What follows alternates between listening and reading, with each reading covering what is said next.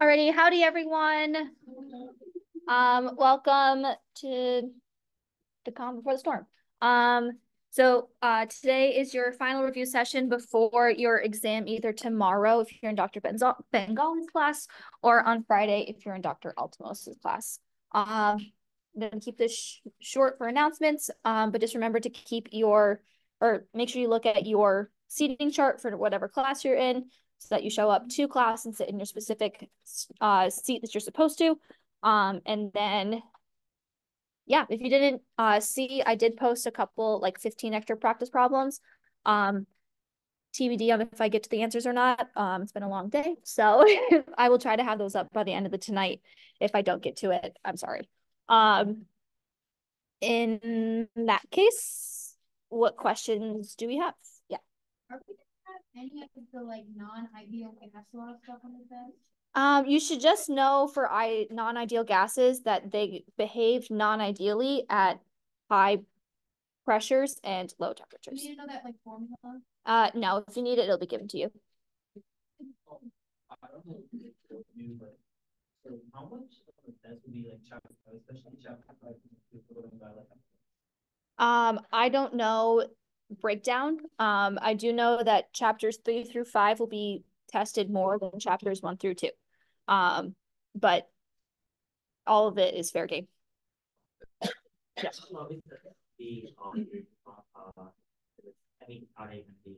So whatever your mock exam was is going to be reflective of the actual exam. So if you're in Dr. Bengali's class, his is all multiple choice. If you're in Dr. Altamos, she has about 12 multiple choice and 4 short answer, or 4-ish short answer. Yep.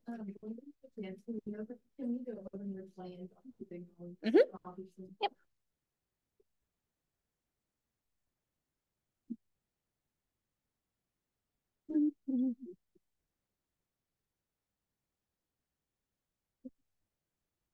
Alrighty.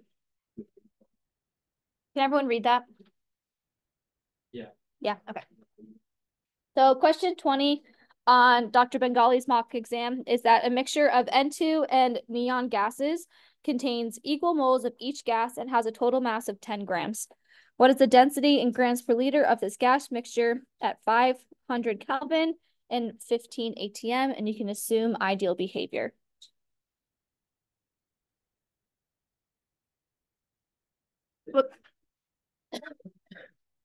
What kind of question is this? going to be an ideal gas law. So what's our ideal gas law? PV is equal to nRT. What are we given in our question? Yep, we're given grams. What is that? If we get like going to categorize it. It's a mass. Yep. How does that play into what we're looking for? We can get to moles, right? This can get us to moles. What else does mass play into? It plays into density, right? We're looking for what is the density. What's our formula for density? Density is mass over volume. Okay. So we have that there. What else are we given? We're given temperature. Do we need to change that at all? What unit does temperature always need to be in? It always needs to be in Kelvin. What else are we given? Pressure. Okay, what are we missing? We're missing volume, right? We don't have volume. What can we do? I hear it. We can change it. We can rearrange it a little bit, right? Does anyone know what the ideal gas law equation is with density? Mm-hmm. We get that. I do think you get this. If you're not given it. Density, we said, is mass. I'm going to call little m over volume. I'm going to call capital V. We know that your molar mass, I'm going to call mm, is what? Grams per mole, or mass over moles, m over n. We can solve for moles, and so n is going to be little m over mm.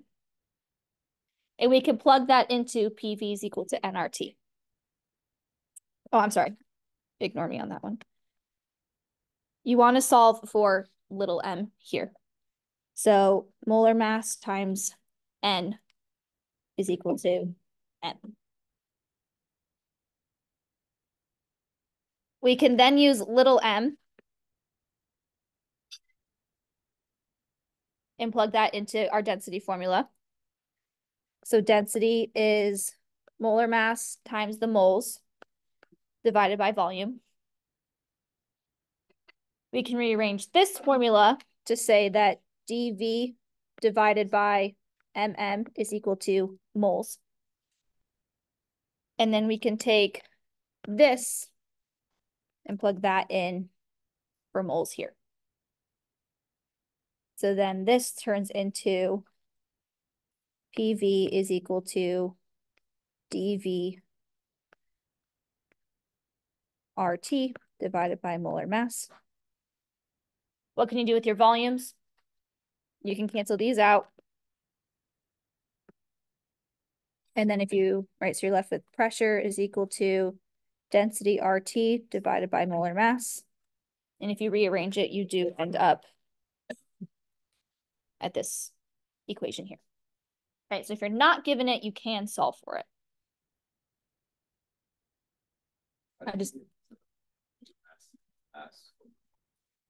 So molar mass we know is always going to be grams per mole. So that's some sort of mass unit divided by the mole unit. Okay, so that's where this equation comes from. If we're able to use this equation, what are we missing out of our pressure, molar mass, and R and T? Molar mass, how can we solve for molar mass? How do we solve for molar mass?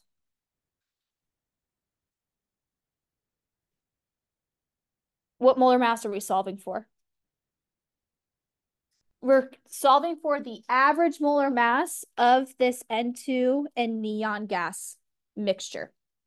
Right, if you have a mixture that have equal moles, your molar mass is going to be equal to the average of gases molar mass. Okay. we ever have something where it's not equal moles? Probably not. So if we're going to solve for the molar mass, what's our molar mass of N2? Yeah, it's about 28.02. Does anyone know neon's molar mass? 20 something. 20.18. So we end up with 48.2 grams per mole, but we're finding the average. So what do we do instead? We have to divide by 2. So our molar mass is 24.1 grams per mole. Why do you find the average? Because you have 2 gases in your system, and they have equal moles of each other. So they're not going to, the total molar mass can be the average of both of them. You can't sum them up. And you don't know how much of each of them. You just know that there's equal moles. So like partial pressure will be half of the molar mass of N2 and half of the molar mass of neon.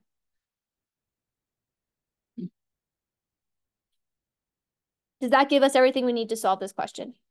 It does. Yep. So density is going to be pressure is 15 atm. Molar mass is 24.1 grams per mole. What R value do we use? Yep. This is given to you. And then temperature is 500 Kelvin. If you plug in all of your units, you can see that you're left with grams and liters. And density will equal 8.81.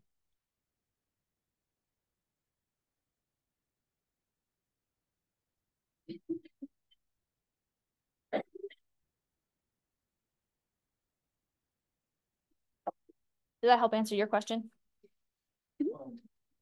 I've seen 2 different values for the R. Like, I've seen how you're using 0.0821.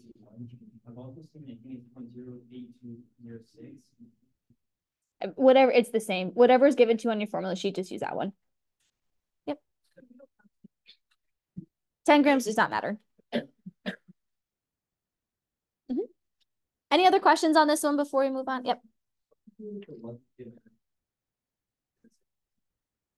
I don't think you're going to be given something where it would be equal moles. Yeah. And I think if it's not equal, then you take the weighted average, like you would take average molar mass. Or yeah. Yep.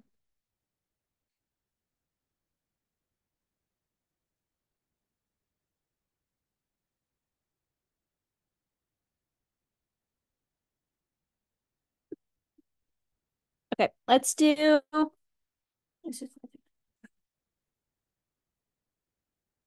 okay, so we're asking about question 7, but we're going to do 5 and 6 together too, because those are good questions.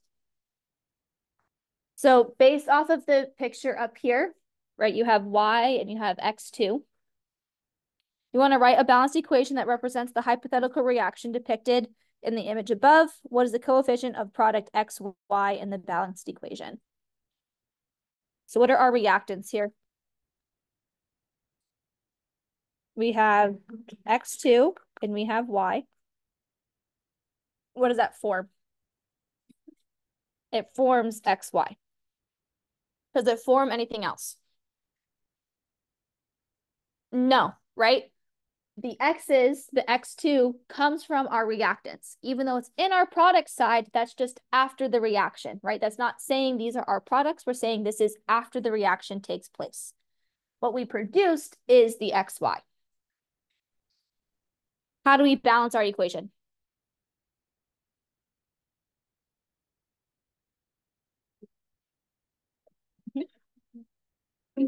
Perfect, right? We needed 2 in front of our y. We needed 2 in front of our xy.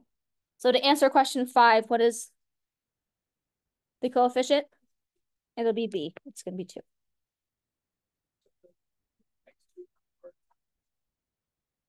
No, right? So because for question 6, they're asking what is the reaction or which of the reactants in the hypothetical reaction above is the limiting reactant.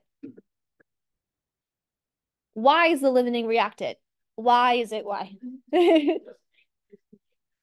Right, X after our reaction, right? This is saying after our reaction, what's left over? We still have some of this X2 reactant left over, saying that it's in excess. We're not producing X2 because we started with X2. We're saying after reaction, we still have some of that reactant left over.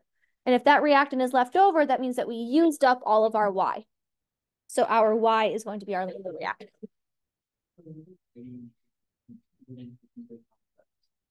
Nope, because do you take account into excess reactant in a regular equation? No, right? You just say, I have this much left over.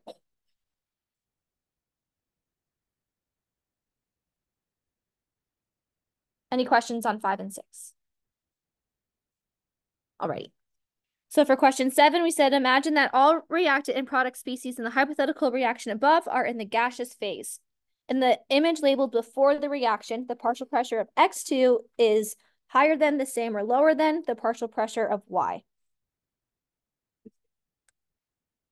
Perfect, right? This is going to be the same. We have 1, 2, 3, 4 moles, right? 4 Y particles. And we have 1, 2, 3, 4 X2 particles, right? So you have 4 moles of Y, we have 4 moles of X2. We know that partial pressures are related to the number of moles of our gaseous product or gaseous reactant. And so since they're equal in 1-to-1 ratio, these will be the same in terms of their partial pressure. What about the partial pressure for after the reaction? Right, XY would have a greater partial pressure than X2. Because what's our ratio of XY to X2? 2-to-1, right? We have 4 moles of XY and we have 2 moles of X2. So we have a 2-to-1 ratio. So your partial pressure is going to be twice as greater or twice as much as your partial pressure for X2. Yep.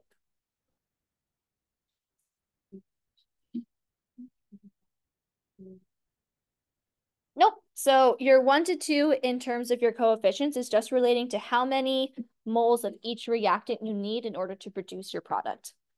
When you're looking at partial pressure, you want to look at your system that you have in front of you. So in terms of our system, we have equal moles of each other. Yes. So the partial pressure is based off like the moles of each different molecule. Yes. Not like in the individual components. Right, right. We're basing this off of the moles of both of them. It doesn't matter the coefficients. It terms about it, or it deals with the substance that you have. So we have 4 moles of substance of Y and X2. So since those substances are equal, then that's why those are going to be equal in partial pressure. Yep. Mm-hmm. Any other questions on 7?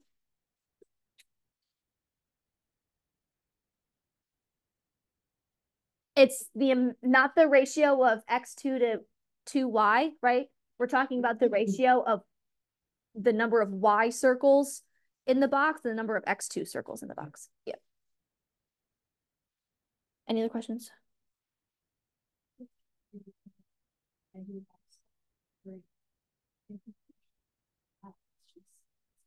Mm-hmm. Yep. It's related to, right, your partial pressures are your mole fraction, which is pressure of A over pressure of total is equal to the moles of A over the moles total. Anything else on 7? Okay, so for question 8, we have imagine that the average molecular speed of the chemical species in the after reaction mixture can be measured if the atomic weight of X is 5 grams per mole and the atomic weight of Y is 7 grams per mole. What is the ratio of molecular speed X2 to the molecular speed of XY in the given temperature?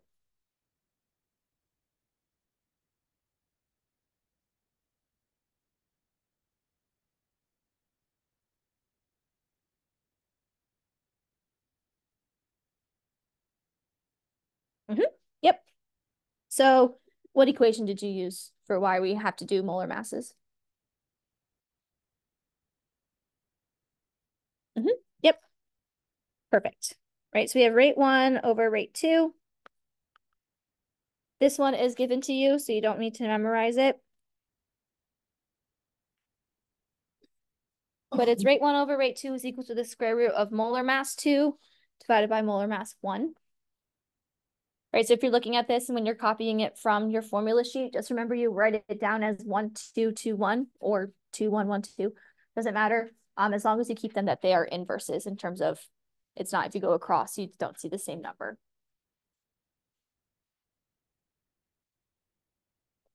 So for the molar mass of X2, what is that going to be? It'll be 10. And Y is, or XY, excuse me, is going to be 12, right? We're adding up 5 and 7. So your rate 1 over rate 2, we'll call X2 1. So this is 12 over 10. So this is equal to the square root of 1.2, which I do think is like 1.07, 1.08. I think that's technically the correct answer. The correct answer here is 1.2. That is the closest to 1.1 if you're rounding it. I don't know. It might have just been a mistake. I did say 1.1. Okay, so maybe it's just a typo here. But yeah, that's how you would set that up.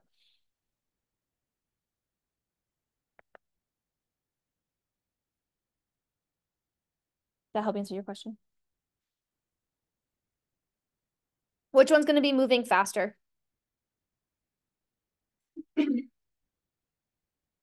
X2 is going to be moving faster. Why? It's less mass.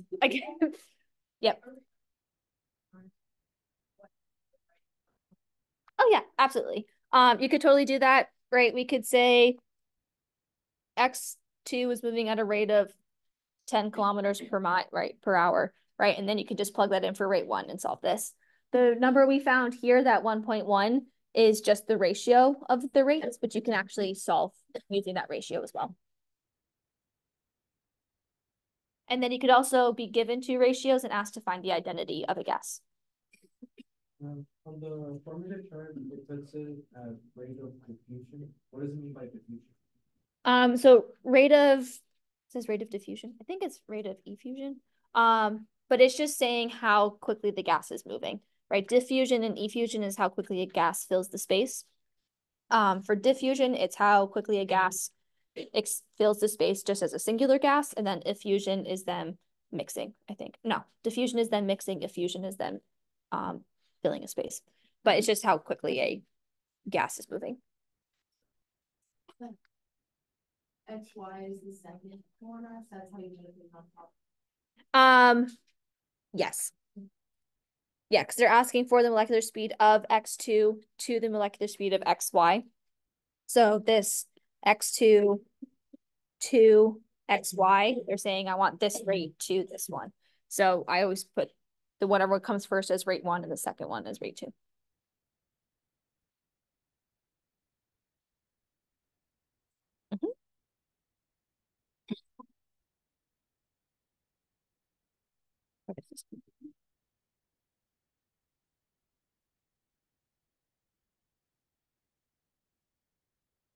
Okay.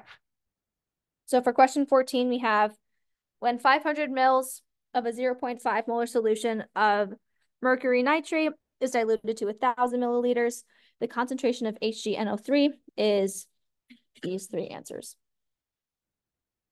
How would we solve for the dilution?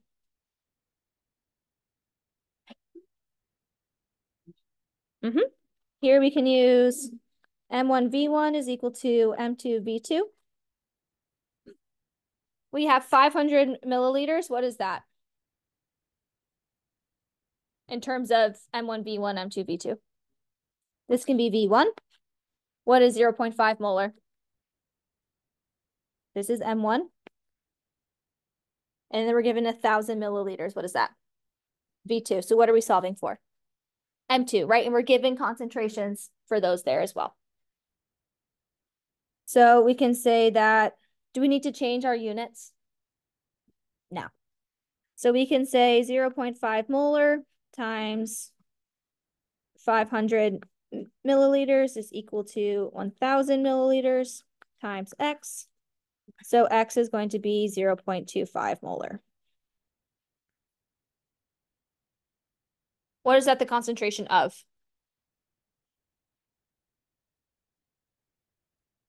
HgNO3 2.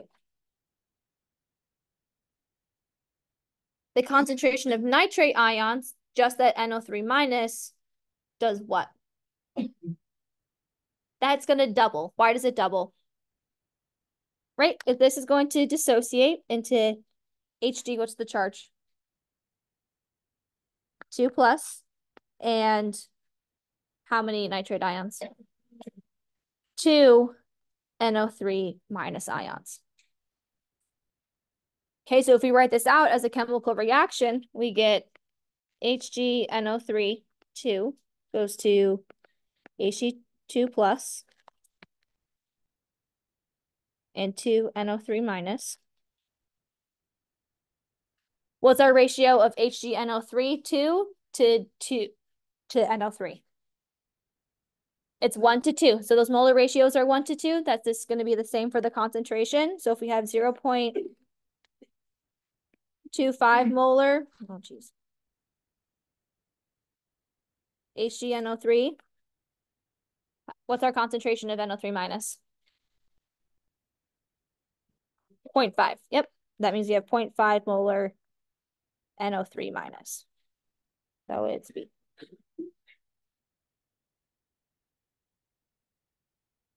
If it was a 1 to 3 ratio, what would be your concentration? 0.75, right? If it was a 1 to 4, it would be 1 molar. Yep.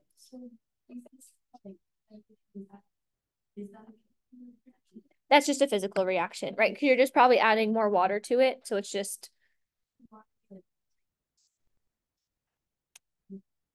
I'm just showing you like what's happening in solution. This already exists broken up in the solution before you dilute it. You're just now changing the concentration of it because you have more volume in your solution. Yep. Yeah, when it's HgNO3 2, that's already broken up because of your solubility rules.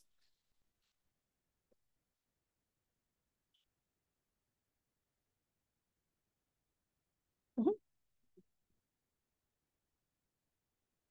Mm-hmm. What question from that one?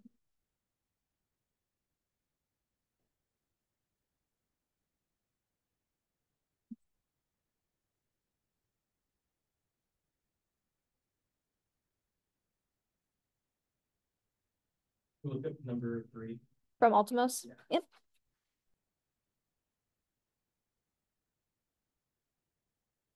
Yep. Just that PV equals NRT. Perfect. Yep. So for number 3, we have a laboratory condition at 1 atm and 25 degrees Celsius. Has a 6.54 gram sample of gas, had a volume of 5 liters. We want to know the identity of the gas. So we did say, right, he said it's going to be a PV equals nRT equation, right? And we have PT, this is a mass, and V. So what are we missing in terms of PV is equal to nRT? We're missing N. What does N tell us? N is equal to moles. What identifies a gas? Or what identifies, yeah, something. Yep, this is going to be the molar mass. What is our molar mass? Units. Grams over mole. Can we get to that? Yes, we can, right? So there's 2 ways you can do this. You can either solve PV is equal to nRT for N, or you can solve your molar mass formula for N and plug that into PV equals nRT. and then solve for the molar mass.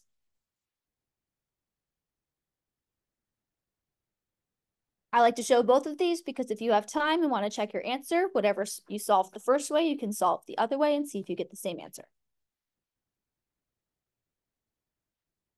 Okay, if you're going to solve for N directly using Pivnert, we have 1 ATM. We have 5 liters.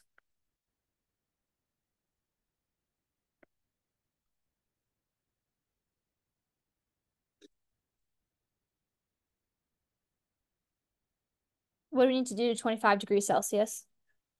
We need to add 273, so this is 298 Kelvin. I don't remember what moles you get for this. 204, you say? Okay. So we get 0.204 moles. We want to get to the identity. What do we need to do?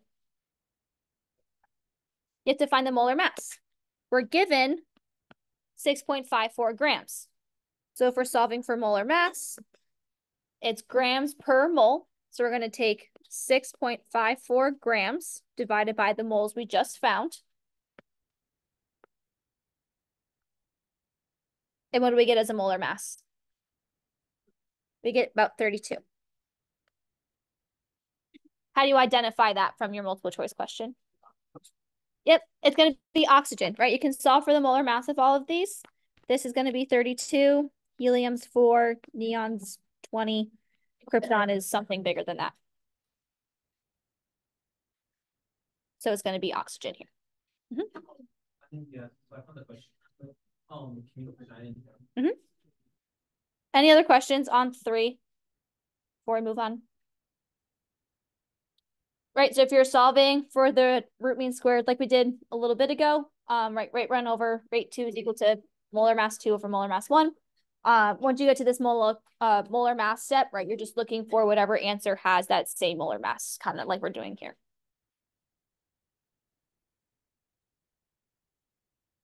You said 8 and 9 or 9 and 10? 9? I remember 9. 9 and 10, is that what you said? Okay. Yep. So for question 9, we have silver nitrate and aluminum chloride react with each other according to the following balanced equation. What is the mass of silver chloride produced when 4.22 grams of silver nitrate reacts with 7.73 grams of aluminum chloride?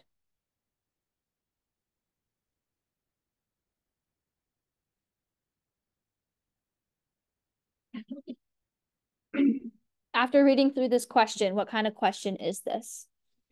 This is going to be a limiting reactant. Why do you know it's a limiting reactant? Yep, you're given 2 grams of what portion of your chemical reaction? Of your reactant side, right? You're given 2 masses or 2 something you can get to moles in of the reactant side. Do you know anything about your product side? No, you're asked about a product, right? So that's pretty indicative of a limiting reactant question. How do we solve for a limiting reactant? Yep, you can see which produces the least, or you can compare your reactants to each other. When they're asking for the product, I think it's easiest to just solve for the product. So that's what we'll do here. You're given 4.22 grams of silver nitrate. What do we do with our grams? We need to convert to moles.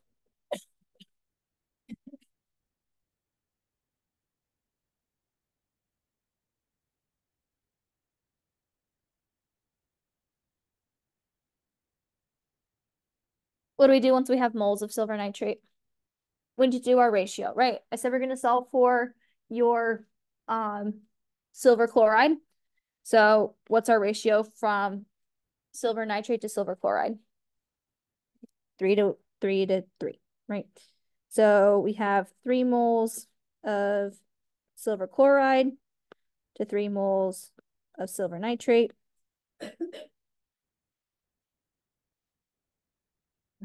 This is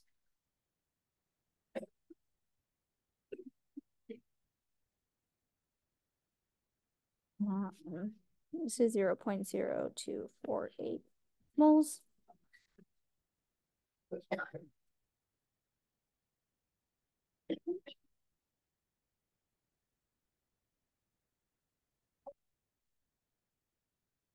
Yes. Yes. Yep. So I'm going to stop at moles and I'll show you why I'm going to stop at moles. Yep. So you can get to moles of silver chloride here. What do we need to do after this? We need to do the same thing for our other reactant. So we have 7.73 grams of aluminum chloride.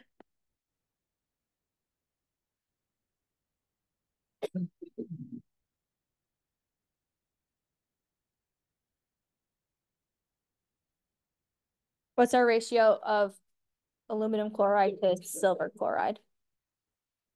This one's 3:1.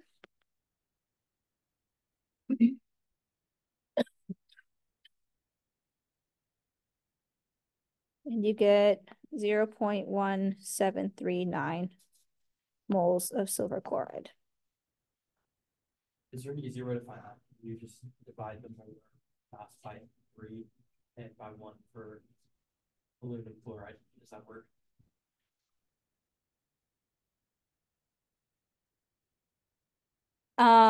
No. Because it will depend on how much you're starting with for both of them. You can't skip that initial gram to mole conversion. Yeah. I think Dr. Bengali did mention a shortcut. I've never used that. That was the first time I heard that, so I don't remember it. So I'm not gonna go over it because I'll screw it up. But this will be foolproof every time if you do it this way. Okay, so we stopped at moles. We got silver chloride. Which one's our limiting reactant? Yep, AgNO3 is our limiting reactant. So what do we need to do to the moles of AgCl? Convert to grams. So this is multiplied by the molar mass. And that is 3.56 grams. Why I stopped at moles was because I only had to convert to grams one time. So I saved myself one extra step in my calculator. And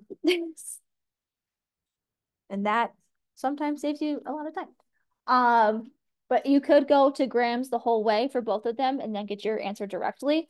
I always stop at moles first. I like to compare moles because it's going to be the same molar mass that you're comparing to. So whatever's the least amount of moles will be the least amount of grams. And then you only convert to grams one time. Does that make sense? Okay. Yep, either works. Yes, I think we already did that at the beginning of the session. So it'll be in the video. Yeah. Any other questions on 9? Does this make sense how we solve for limiting reactant? Yes. Was there another question you had? 10, yeah.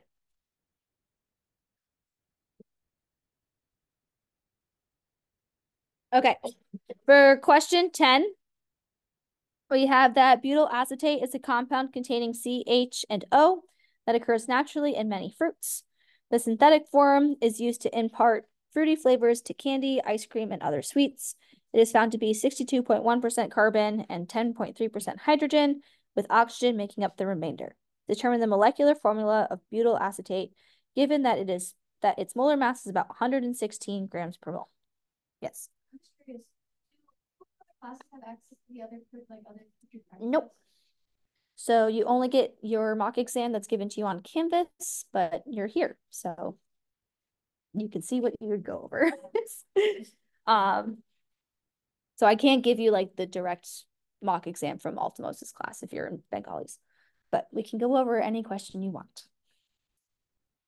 I'll leave that out there. So for this question, what are we looking at? What kind of question is this? We're going to label it. Molecular formula Yes. What else is it? What is this giving you here? Yep, percent composition.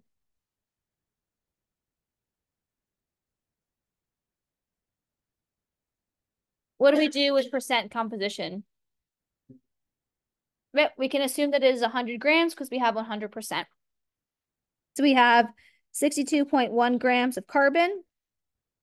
We have 10.3 grams of hydrogen.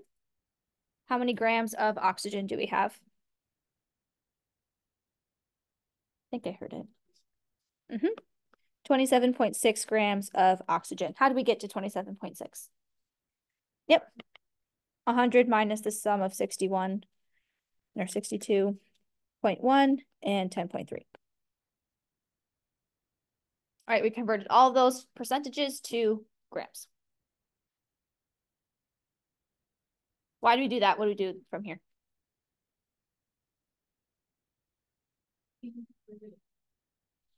Yep, we can convert it into moles, right? We like to compare mole to mole stuff. So we're going to use what in order to convert to moles? The molar mass.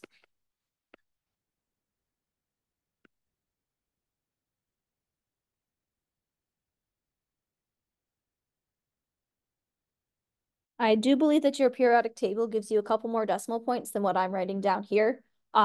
Use all of those decimal points when you're converting things. This is just what I have used for many years now, so I know what they are. Yes, yep.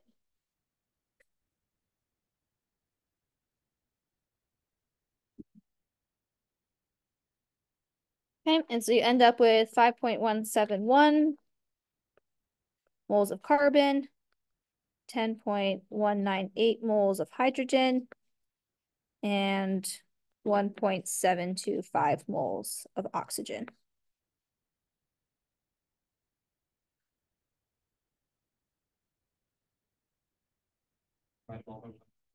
Yep, we next want to divide by the smallest, which is 1.725.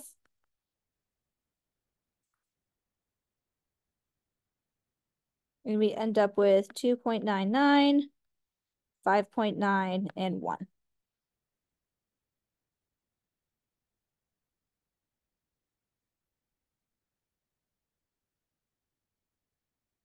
Where do we go to from here? Yep, we could do our ratio. Is 2.99 close enough? Yep, is 5.9 close enough? Yep, so we have C3, H6, O1. Just leave it as that. So it's A, right?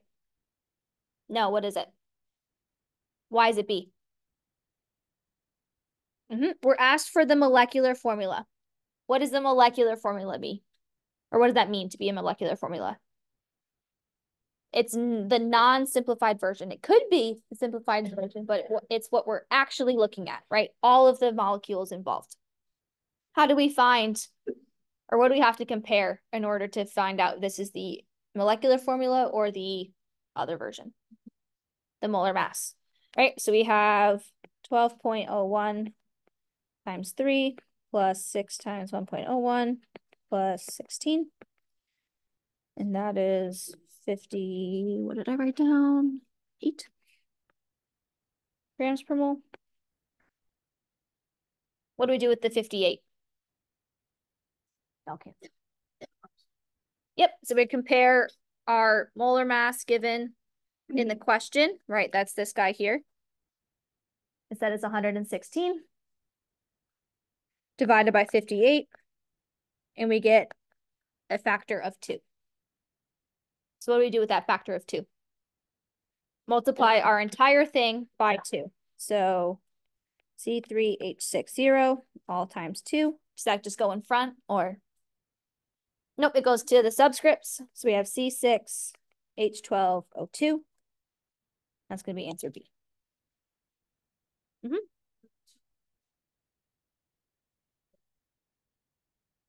So if it's like 0.25, 0.5, 0.75, that's going to be multiplied by 2 or 4, right? Depending on which one it is. If it's 0.33, that's some factor of 3 that you're going to be looking at, right? 0.67 is going to be 2/3. So you just want to multiply it by the coefficient. That'll get you to a whole number. Yep.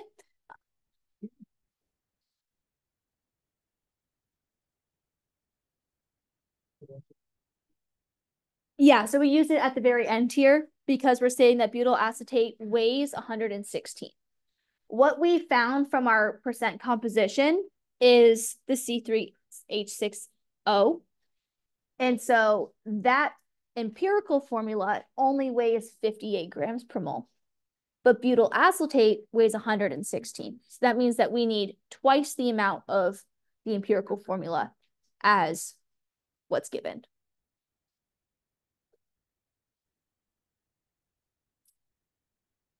Does that make sense? Yep. So you're just using the 116 at the very end to compare your empirical formula molecular weight to the molecular formula molecular weight. Yep. Yes. Would that have just been our answer? Yeah, if you were not given 116, then you would be solving just for the empirical formula, and there would be no way to know how much butyl acetate weighs unless you looked it up. Okay. Yes, I had another question before that. What question did you ask? 12? Yep. From this exam or the other one?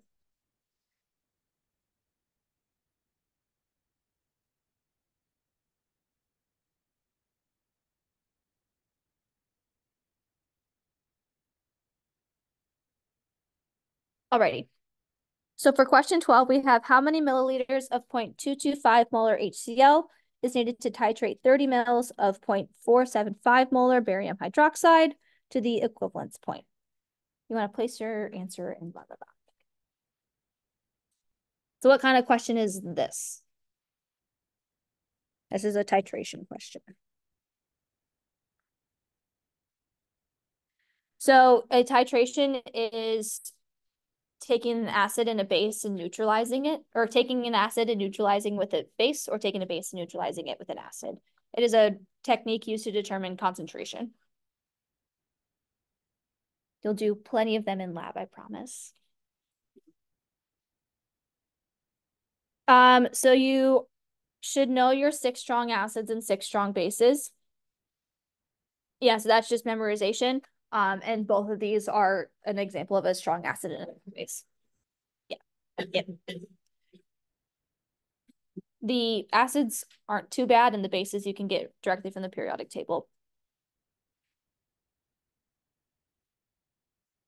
Okay, so what's the first thing we're gonna do with this? Yeah, balancing the equation is probably pretty important. So we have HCl, and what is HCl in terms of acid or base? This is a acid, and what kind of acid? Strong acid. And we have barium hydroxide. What is barium hydroxide? A base, what kind of base? This is a strong base.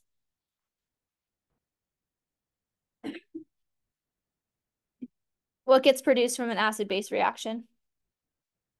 Water. And what else? Yep, and a salt. In this case, what salt is produced? Yep. Barium chloride.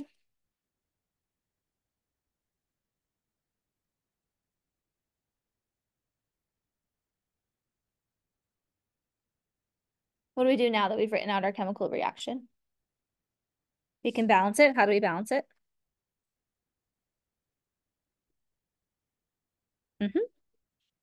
Perfect.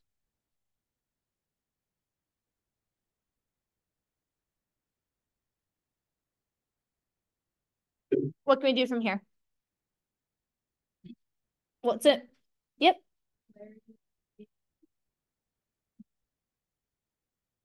Perfect. We're going to get to moles. Why is moles important for this question? Yes. Yep. And what are we titrating to? We're titrating to the equivalence point. What is unique about the equivalence point? At the equivalence point, your moles of acid and your moles of base are equal, right? So we're saying that at this point here, at the equivalence point, we have the same amount of acid that we do the same as base, okay? So we're looking for equal moles between both of them. So the first thing we need to do is we need to use our 30 milliliters of barium hydroxide in the 0.0 or 0.475 molar concentration to find our moles of barium hydroxide. Do we need to change the 30 milliliters? Yep, so 30 mils turns into 0.03 liters. What does the units of molarity break down into? Moles over liter, yep. So we're going to multiply our 30 milliliters. Where does the 0.475 go, on top or bottom?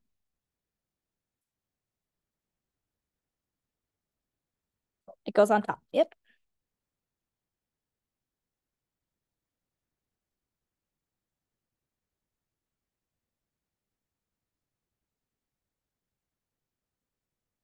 And we end up with how many moles of barium hydroxide?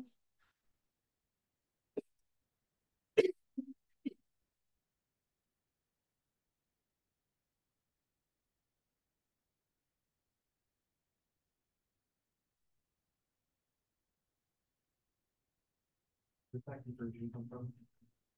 The first of the five. Okay. You got it.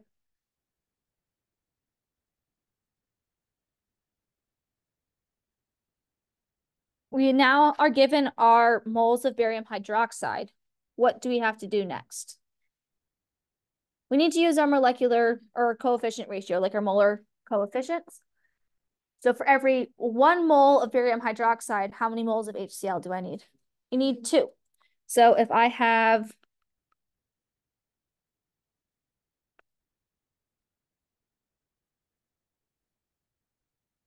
for every 1 mole of barium hydroxide, I have 2 moles of HCl.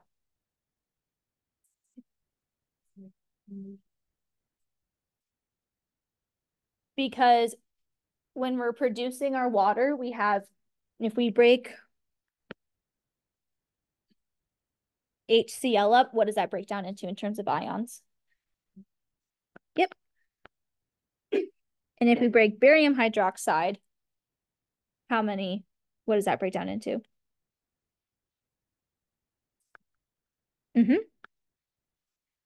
How many OH minuses do we have? 2. So for every 2 OH ions, if we're trying to make water, right, because those are going to be the ones that partner up, if we have 2 OHs, how many H's do we need? We need 2, right? So we need twice as many, or twice as much, 2 to 1, as your acid as your base. Your moles are still equal to, the molar ratio is still equal to each other here. Yep.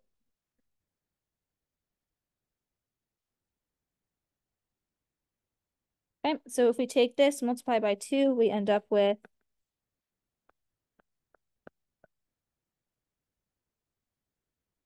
when I say moles, if we solve for the concentration of OH minus, right, it's twice as many moles of OH minus as barium hydroxide. And so that's why we need to multiply by 2, because we need 2 of those H's, right? So the H plus to OH minus ions are equal.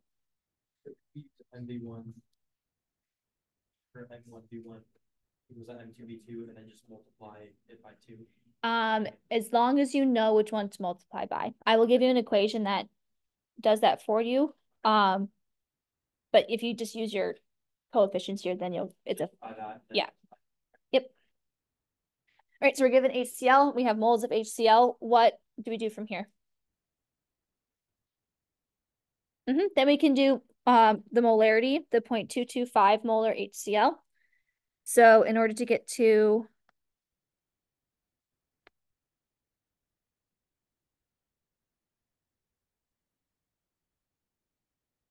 volume, we're going to divide by 0.0225 moles over 1 liter.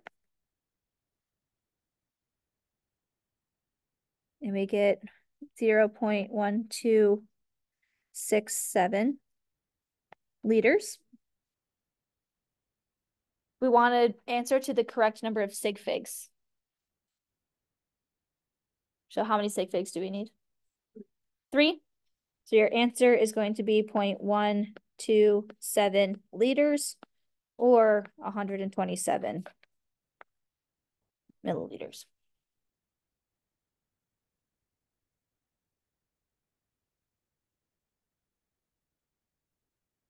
Does that help answer your question?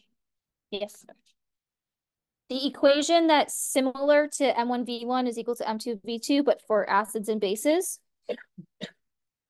is your molarity of A times your volume of A divided by the coefficient in front of your acid equal to the molarity of base divided by the volume of your base divided by the coefficient in front of your base. So looking at our balanced equation, what is little a here? 2. What is little b? 1. Right? So that would give, that's a version of M1V1 equal to M2V2 if they're not 1-to-1 ratios. If you use that on like the free response, would you get full credit for it? Yeah. Is that just the same thing that we did? Essentially, that just condenses it all down. Nope. Yeah, you could just do whatever in purple there, and that would get you full credit. Your work matters. There are partial credit given to you for your steps along the way. So if you get the wrong answer and you just picked the wrong answer, I can't give you any credit. But if you have some credit, then that matters. And I can give you credit for like showing steps along the way. Yes. But that's not true for Bengali. No, Bengali is just multiple choice. You get no partial credit. Sorry. How many points each for response questions? Probably about 4. I think multiple choice is usually 2 or 4, I don't know, depends. And then anywhere up to like 4 to 6 for free response. Thanks. Yep.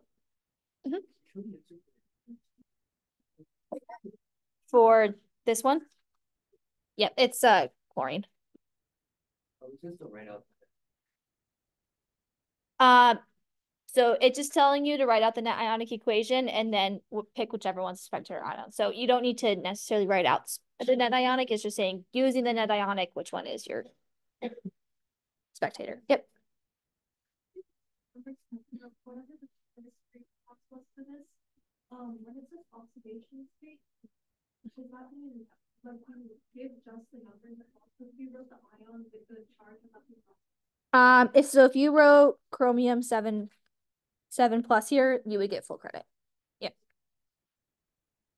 I think it's just looking for the charge, so 7+ is more correct than this. There was a question that someone wanted to go over that I forgot. Yes.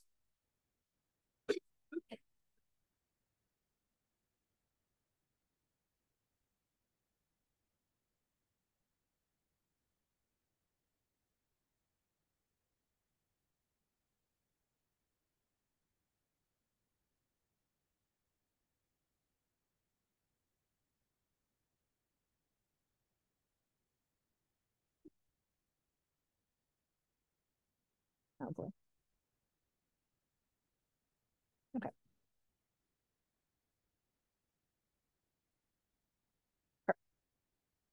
Okay, so we have question 21, which is combustion analysis of a compound that contains only carbon and hydrogen atoms yields 30.697 grams of CO2 and 8.372 grams of H2O. What is the empirical formula of this compound?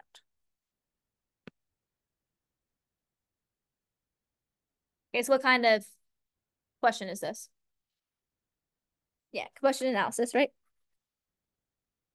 So when we look at a combustion analysis question, we always know that it's going to be something of a molecule, a hydrocarbon usually.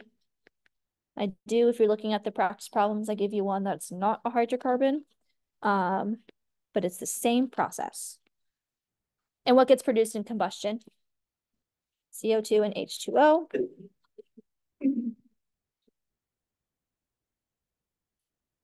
What is important to know about combustion analysis? Yep, the moles. And the principle behind combustion analysis is that all of the carbon that's produced from carbon dioxide comes from the carbon within the compound that is burning. All of the hydrogen that's produced from the water, that's collected from the water, came from the hydrogen of the compound that is burning. Okay, so you can directly find how much mass is in each of them because of the law of conservation of mass. So we're given 30.697 grams of CO2. What do we do with that? We can convert that to moles of what? Yep, moles of carbon dioxide first, and this is 44.01 grams.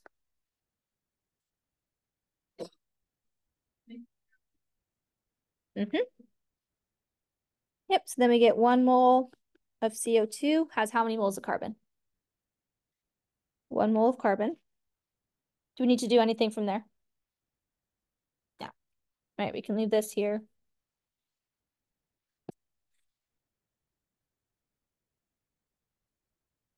This is 0.6975 moles.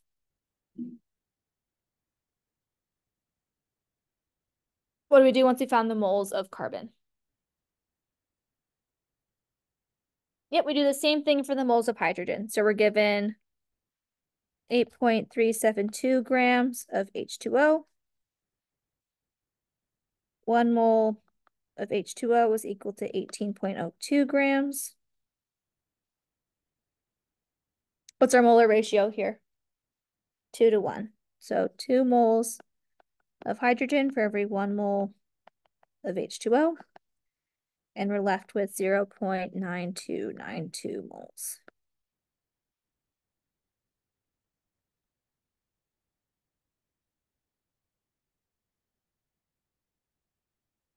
Yep. So if you had something where it was NH3, how many moles of hydrogen do you have? That'd be 3 to 1. Yep.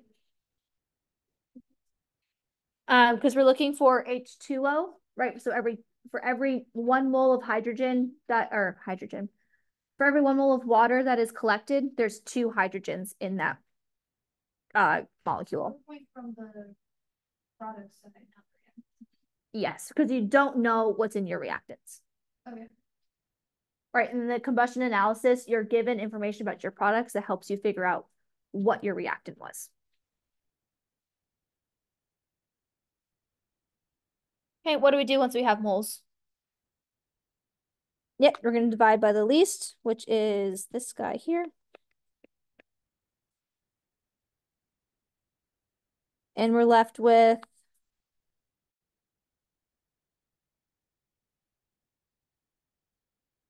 1.0 and 1.33. All right, so here's a case that's can't be rounded. So what are we going to round by? Yep, we're going to multiply by 3. So we're left with 3 and we're left with 4. And where does that go in terms of our reaction? This means that we have C3H4, which is A. Yeah. So found the moles, that's like how you're saying Yep. So, right, all of the grams that you collected from carbon dioxide, right, all of that carbon came from the carbon in your reactant. The grams is going to be the same as the moles. So all of the moles of that carbon that you collected from your carbon dioxide is the moles that's in your original starting material. Same thing for the hydrogen, right? All of the hydrogen that you collected from your water, that number of moles came directly from all of the hydrogen within your sample. Yes. Yep, because the only way that you can get the water here is if you broke up your hydrocarbon in your reactant. Yeah, does that make sense? Okay. You would be given XX oxygen. So, right, those oxygen molecules from H2O and CO2 come from the oxygen that you're using to burn your sample. Yes. Yep, so when we divided by the least number of moles here, we ended up with 1.33 as our ratio, right? A little bit up there. So we can't round that down to 1, right? That is too far away. If it's like 1.1, then you can round it down. So in order to remove that decimal, we have to multiply by some sort of coefficient that gets you to a whole number. So 0.33 is 1/3, right? If you do that as a decimal. But you can also just sit there and type by times 2, times 3, times 4 until you get a correct answer. But like 0.33 and 0.67, right? Those are 1/3 and 2/3 ratios. And then 0.25 is 1/4. 0.5 is 1/2. So you can multiply by that. So yeah. Yep. I remember which problems require you to divide by small steps. Right now, it was more. Remember when that's usually when I get stuck with problems. Yeah. I think the main ones are going to be combustion analysis and then percent composition. And then if you're any like just straight up molecular or empirical formula question that you're given, those all require you to divide by the smallest.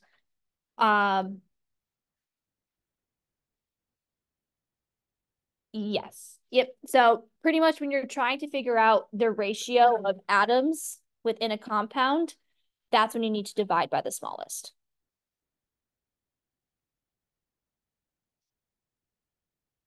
Great question. Yep. Mm-hmm.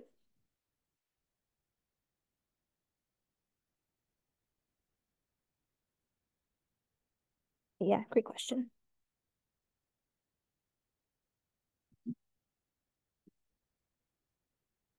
Let's do 10 through 12, actually, while we're here. So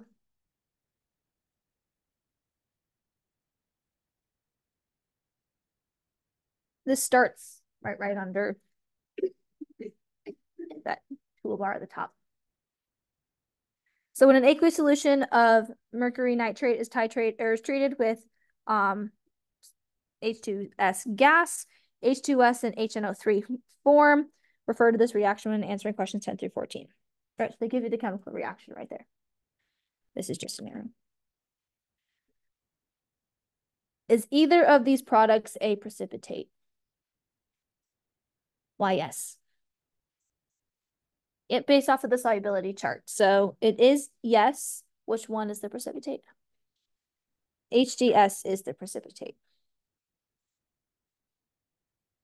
Yep. But you can think of precipitation, right? That's falling. So that's falling out of solution, creating a solid in your solution.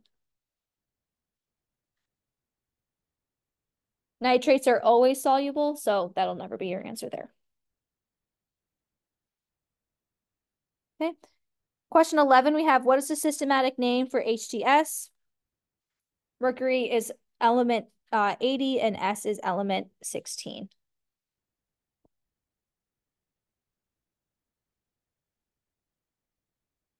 Yes, it is mercury 2 sulfate, or sulfide, excuse me. Where did we get that from? Or why do we know that?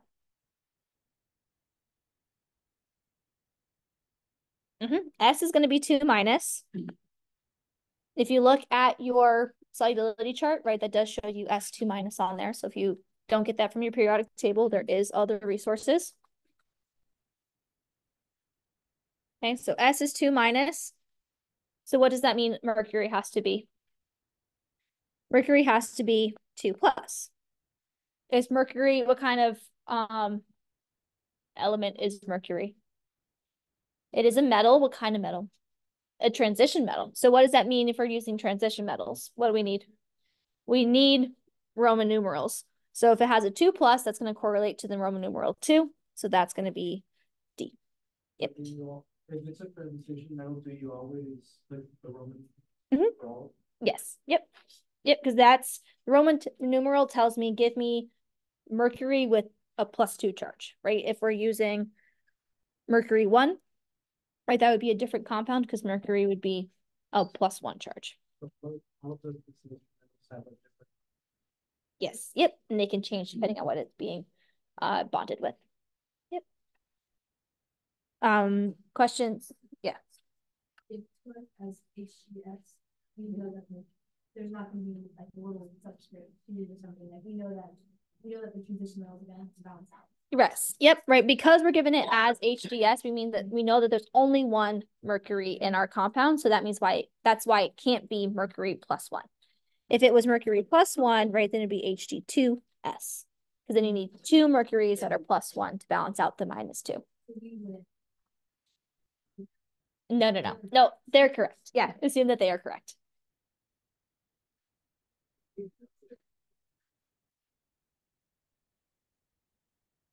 So who can help them with that? When do you know to do mono or di in your prefixes? Yep, that's two nonmetals, and we call that what?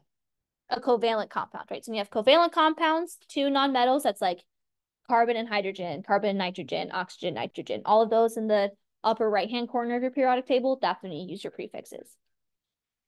Yep, if it's your metal, if it's in the first two columns on the periodic table, you don't need a Roman numeral. If it's in the middle, then you need a Roman numeral.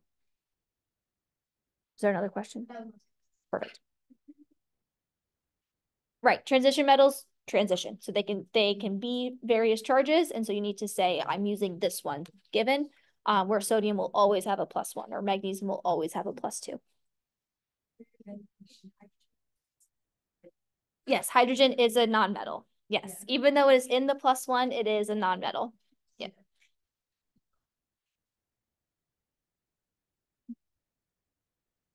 Say it again. There's a few that have fixed charges that are transition metals, but you wouldn't get points off for having the Roman numeral. Say it again.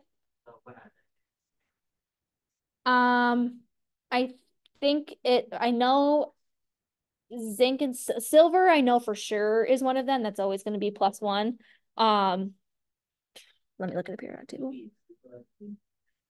Yeah, it's like silver, zinc, and I think lead. I think lead has a fixed charge. But don't worry about that. They would probably tell you. You don't need to memorize the fixed charge transition metals. Yeah. Yeah. Silver's probably the one you're going to see the most often anyways. So if you know that one, then you're good. Yep. Where was I? Are there any other questions on this? Okay. Then question 12, we have an aqueous solution of HgNO3 is considered to be a blank. What kind of electrolyte is mercury nitrate? I hear strong electrolyte. Why is it a strong electrolyte? It's going to completely dissociate. What does NO3 do in solution? It's always soluble, right? So something is always soluble. That means that HgNO3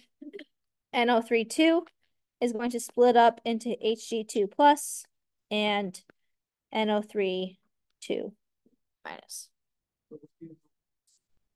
If it's weak, that means that it would be it's going to be a weak acid or weak base usually. I think you would either be given a strong electrolyte or a non-electrolyte. Probably don't need to necessarily know your weak electrolytes. But that's just when things like partially dissociate. Yes. So if the strong electrolyte dissociates completely, and the weak electrolyte if it has like that weird arrow back and forth, right? No. Sorry, did you say weak or non? Sorry, the weak is where it has the arrow back. The weak is when it's back and forth. Yeah. Non-electrolytes are like solids, right? They just don't. So it go from like if it was HgNO3, it would be HgNO3 HgNO3? Yes. Yep. Nothing would change. It would probably say HgNO3, or actually it would be this. It would be HGS is a blank, right? Just HGS, where you just said that was a precipitate. Is that going to conduct electricity if it's a precipitate? No, right? It's a solid. We know that this is a solid from our solubility chart, so no electricity can be conducted. Yep, so it'll be either a liquid or a solid would be a non-electrolyte in your chemical reaction. Does that help? Yeah, no. Okay. I was grabbing the brain. Yep. But for like strong bases and strong acids, you would break them down into ionic components. Yes. Like similar to how you did with the Yep. A strong acid, strong bases completely dissociate. Go. You can go. If you are given a weak electrolyte, or if you're given a weak acid, they will tell you it's a weak acid. If it's an acid, if they say, you know, acetic acid, that's not one of your 6 strong acids, you can assume that it's weak. So, right, HCl would break up into H plus and Cl minus. Acetic acid has the weird back and forth arrow because it's in equilibrium. It doesn't fully dissociate. So this stays as that compound, right? Is that covalent or ionic? That's covalent, right? So covalent compounds stay as the covalent compound in a net ionic equation. Yes. So then for a question like this, we would only get weak electrolyte if it's a weak acid. Yes. Yep. There isn't like some random other compound that. No, it would probably tell you a weak acid or base, and it'd say, you know, acetic acid in solution is a weak acid. This would be a strong electrolyte, weak electrolyte, or non-electrolyte.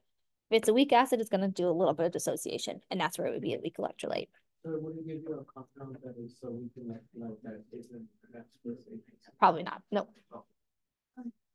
Kind of off topic, but can you go over a question on question 2 for Dolly, honestly? Yeah. Any other questions on this before we do something else? Okay. Let me find paper. Yeah, probably easiest.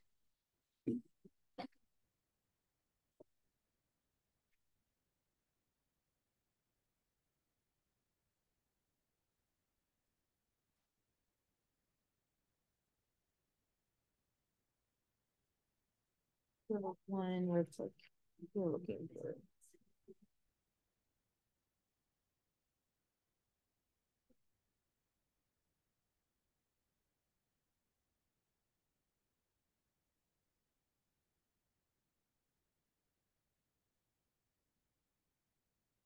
Okay. Yep. So yeah. I'm just gonna copy your numbers down so I have it. So silicon nitride can be synthesized from the reaction of silicon. Yes. High temperature is silicon and silicon.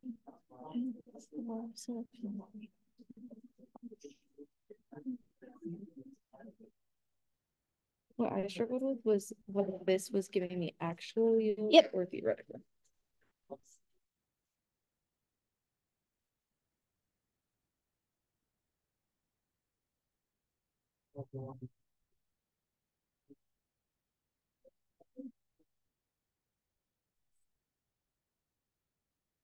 Okay, perfect. Thank you.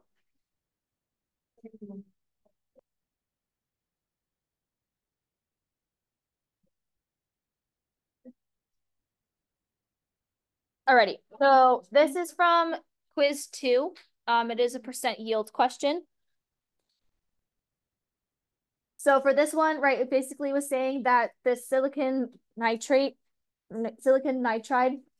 can be synthesized from silicone and nitrogen gas.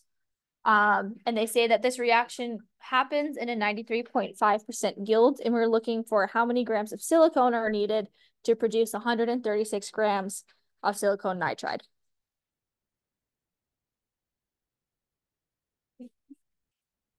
Um, 136 grams. Sorry, handwriting.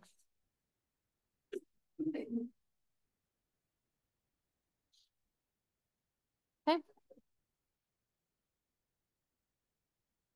What's the first thing we're going to do? We do need to balance our equation. How do we do that? Yep, you need 3 SI and 2 nitrate, and 2 in front of the nitrogen. Okay, they did say that you have excess nitrogen gas, so we don't really worry about that one. But you do have a 3-to-1 ratio of silicone to silicone nitride.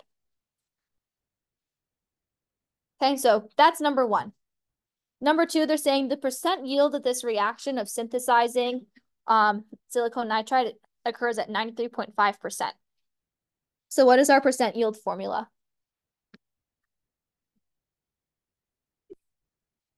It's actual over theoretical times 100, right? We're going to be accurate. 100. And then they're saying how many grams of silicone are needed to produce 136 grams of silicone nitride. What is that 136? That's going to be your actual, right? In order to produce that much, your reaction only happens at a 93.5%. So you're going to need, you want to produce 136. That's your laboratory setting. Anything in the lab being produced is going to be your actual yield. So this is your actual. So will the theoretical always be like what you calculate, like you yourself, or will it be? That'll usually be what you calculate. You could be given a theoretical yield, but most of the time you're given like a reactant and they say, how much could you produce if this was 100%? And then, right, your actual is different than that. That's going to be your actual. Like if how much, so if they said you're given 100 grams of silicone and your percent yield is 93.5, how much silicone could be produced? You need to find what your theoretical is from that 100 grams and then use that theoretical yield that you just found to find the actual grams produced. Yes. Is the could be produced is the actual. Okay. Yes, yes. Theoretical is usually bigger. You will, I promise, at some point in your life, you will have percent yield more than 100 in a lab setting. And if you don't, send me an email and show me. But I promise, when you do get over 100%, you'll remember me now. Okay.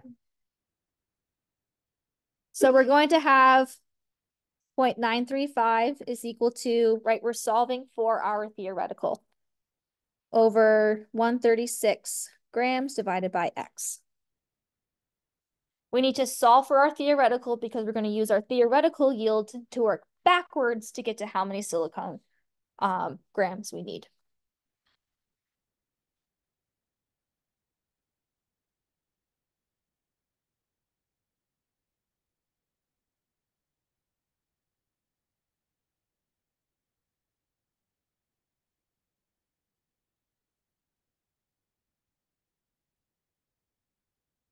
All right, so if we solve for X, we get 145.455 grams silicone nitride. Right, this is our theoretical yield. This is what we expected to get, but we actually got 136. How do we use this now to find how many grams of silicone we need? Right, we need to get backwards, right? Instead of going from reactants to products, we need to find products to reactants. So you have 145.455.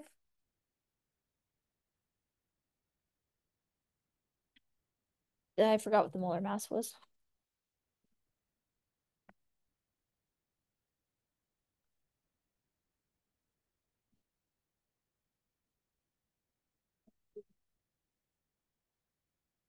You. I don't work with silicone very much. I don't know that mass. Okay, so we get to moles of silicone nitride. What do we do from here? Our ratio. What's our ratio?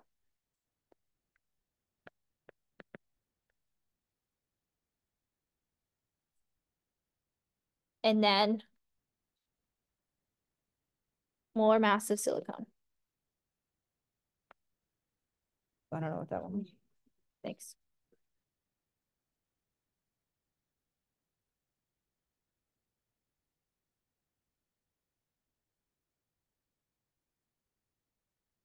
So I got 90.9. 0.18 grams of silicone. And I'm going to guess you how to do 3 sig figs, which is 90.2 grams.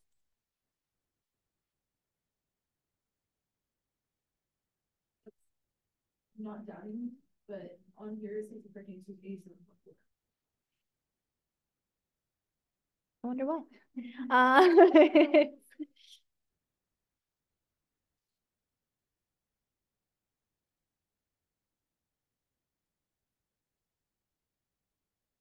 Does it give you an explanation of how to solve it, or? So. Oh, it's, yeah, it's 28.01. Sorry. 20.01. Okay.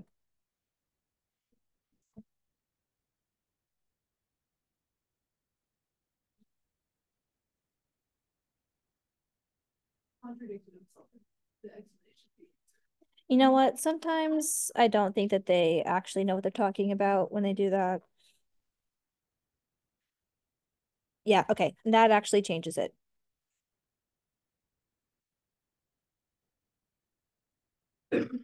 Then I get 87.1 grams. Is that closer? Yes. Okay. Perfect. That's a really good percent yield question. Okay, yeah.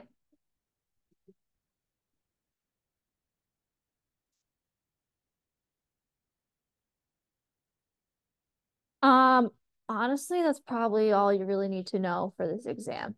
Is your 6 strong acids, 6 strong bases. I think everything else is probably going to be given to you. Unless someone else has something memorized that's like, it's been really helpful, but. Chris, after this, I know it's gonna build on itself, but after this exam, will we, like, for the next exam, will it be like cumulative or? It'll be tested more just on like 6 through 10 or whatever like the next chapters are. So, but it does, like, you will probably see some molar unit conversion at some point again. And the math sticks around, and you can somehow always find your way back to a gas laws problem. So it's, those don't leave. Yeah. What type of bond with the silicone? That one's a little weird because silicone's a metalloid. So I think it's technically an ionic I think it's more covalent than ionic. Yeah, silicone's weird. I don't work a lot with silicone, so I don't have the best answer for you. You should go ask a polymer chemist. Yes.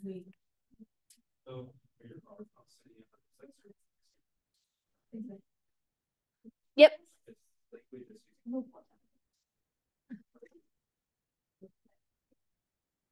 You use 8.314 whenever energy is involved. Those units are joules per mole Kelvin. So those are energy units. You use 0.08206 when you're talking about gases. So I think for this exam, you don't need to worry about which value you're using. It should always be the 0.08206 for right now. Say it again. Nope, no energy. That'll be for next exam.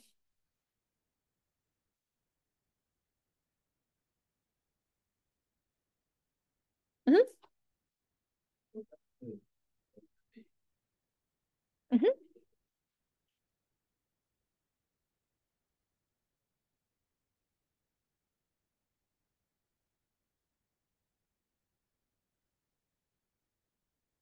Yep.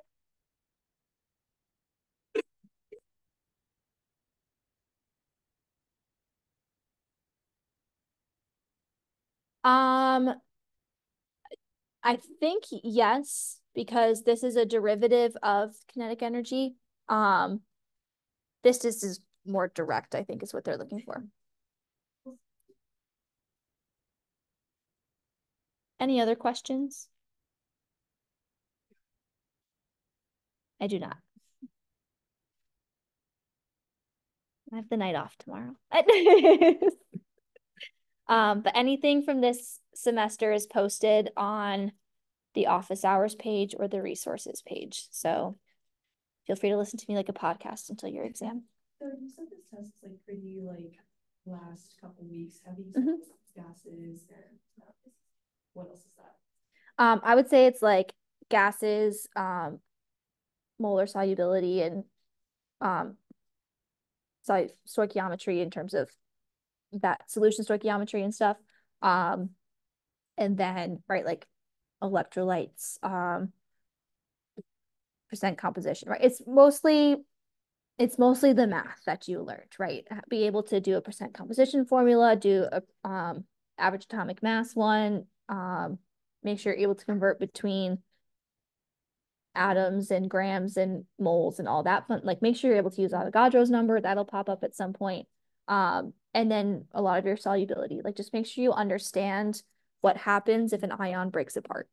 What happens to the concentration? What happens to the number of ions in solution? Right, that's really important.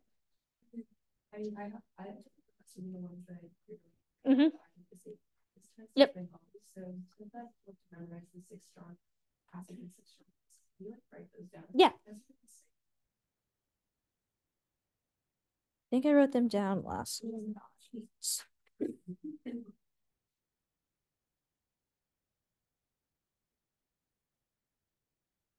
Yeah, they're right here. Would those be even on the solubility chart? No, I don't think those are on the solubility chart.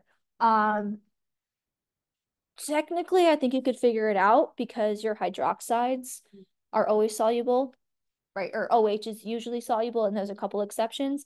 Like magnesium hydroxide is an exception. And then all of those ions that are associated with the hydrogen are group 1, right? That's NO3 is a nitrate, right? That's always soluble. Chlorine's usually soluble for a lot of things. Bromine, all those are on your chart. H is technically group 1. That's always going to be soluble. And then like in terms of your bases, those positive cations there, those are usually soluble as well. So you could like deduce it, but this one in terms of your strong acids, I haven't figured out like a visual way to see it on the periodic table, besides chlorine, bromine, and iodine all being in group 17. But your strong bases, they make a little zigzag if you look at the cation that's using.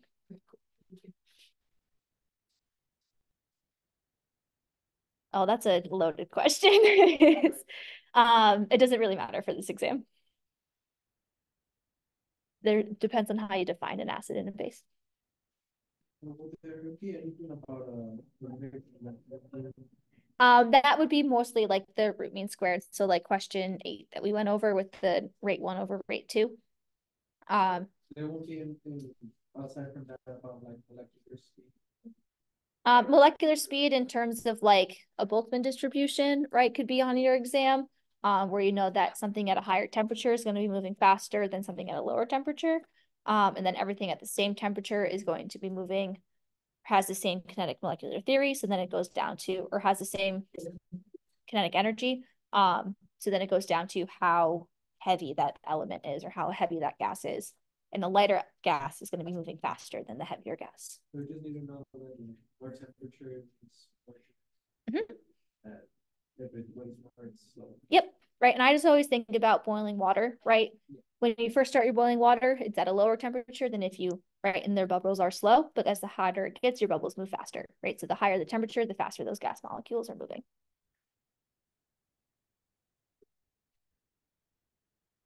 Do you feel better? Yeah. Okay. Well, it's 7:02.